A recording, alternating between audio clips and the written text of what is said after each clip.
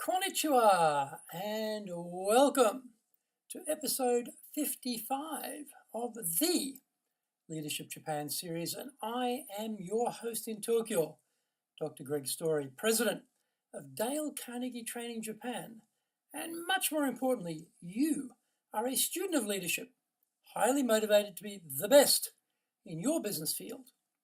If you enjoy the program, then you might consider subscribing on iTunes. Also, if you'd like your own access to 102 years of the accumulated wisdom of Dale Carnegie Training, and that's a lot of wisdom over 102 years, we have free white papers, guidebooks, reports, training videos, blogs, course information, plus, much more. Then go to japan.dalecarnegie.com. Today, we are going to talk about sales certainty. The hardest job in the sales world is selling something you don't believe in yourself.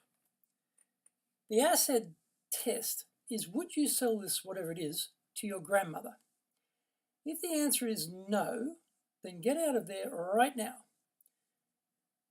It is really that clear cut though. The more important test is whether what you are selling solves the client's problem or not. Selling clients on things that are not in their best interest is a formula for long-term failure and personal brand suicide.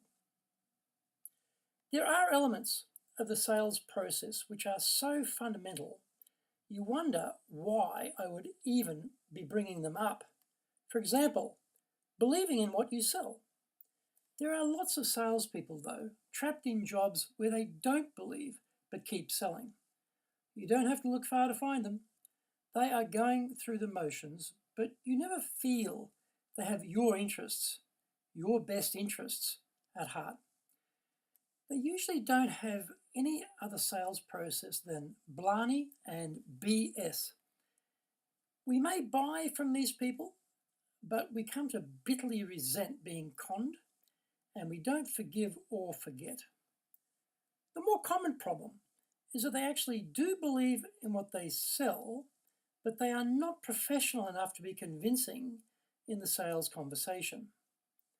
They often have a sales personality deficiency where they are not good with people or not good with different types of people. They get into sales by accident. They should have been screened out from the start, but sadly, the world is just not that logical. When I joined Shinsei's retail bank, I recognized immediately that 70% of our salespeople should never have been given a sales role. My brief when I joined was, we have 300 salespeople, we're not getting anywhere, come in and fix it. The vast majority of people in the role of convincing wealthy Japanese customers to buy our financial products, Shinsei, they are really suffering. They lack the communication skills, the people skills, the persuasion power, the warmth, the concern for the customer, etc. All the things they needed to be successful. Well, why on earth were they there, you might ask? Many of them had never been in a sales role. Many had been in backroom jobs where they never faced customers. When Shinsei moved all of the operations components out of the branches, they gained tremendous efficiency. The operations part became centralized and worked like a charm. But the operations staff were still there and were given sales jobs. Now in Japan, you can move the operations out of the branch, but you can't just fire the people. You have to find other jobs for them. So they did.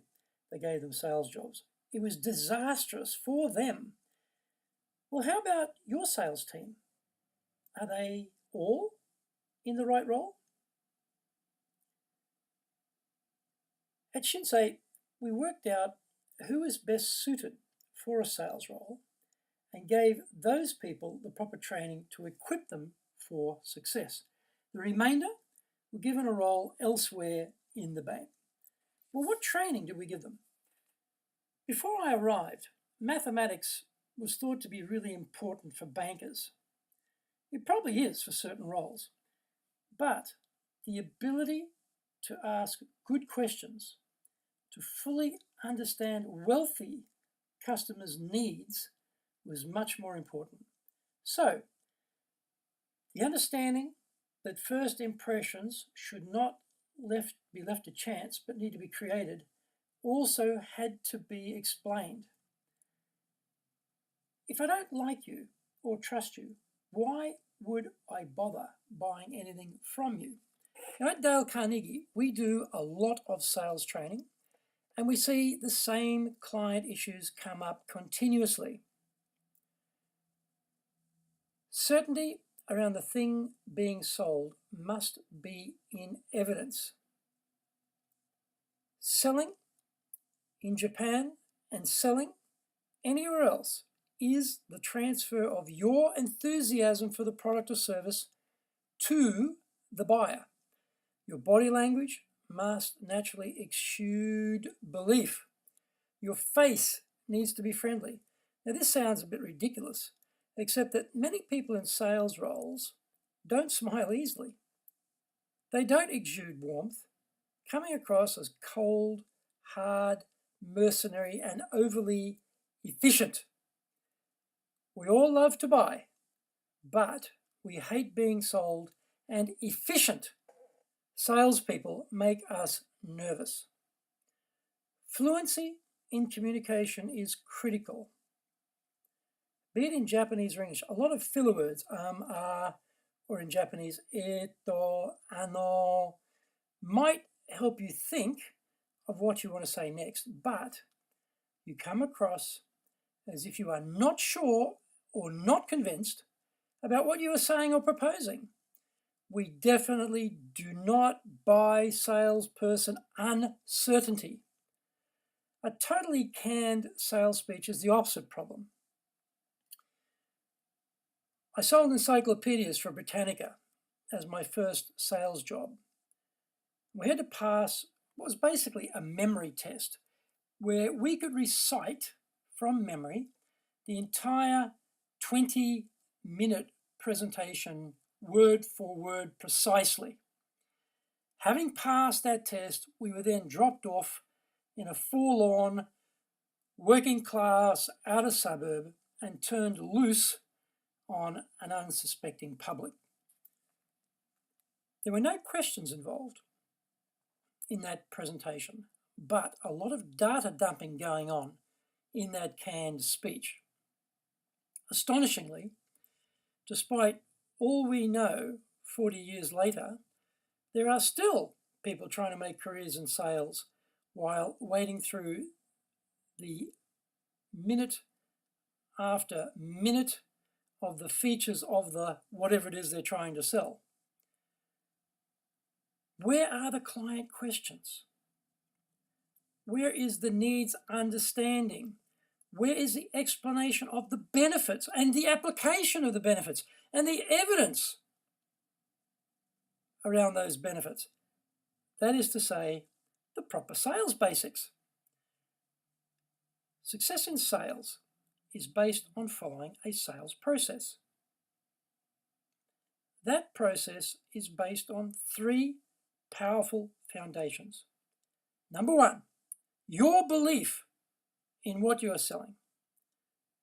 Number two, your ability to fluently articulate back to the buyer what you heard they need. And number three, to explain precisely, clearly, how your solution satisfies the buyer's need. If you want your sales team to be successful, make sure they get a proper sales process, because in Japan, I'll tell you right now, the vast majority of salespeople have no process. So get a sales process, first thing. Secondly, educate them so that they get certainty around believing in what they are selling. Give them training. Get fluency in the sales delivery. And lastly, get energized and get going. Thank you for joining the Leadership Japan series. If you found the program useful, then you might consider subscribing on iTunes. Remember to access your Dale Carnegie free white papers, guidebooks, training videos, blogs, course information, etc., etc., etc. Then please go to our website at japan.dalecarnegie.com.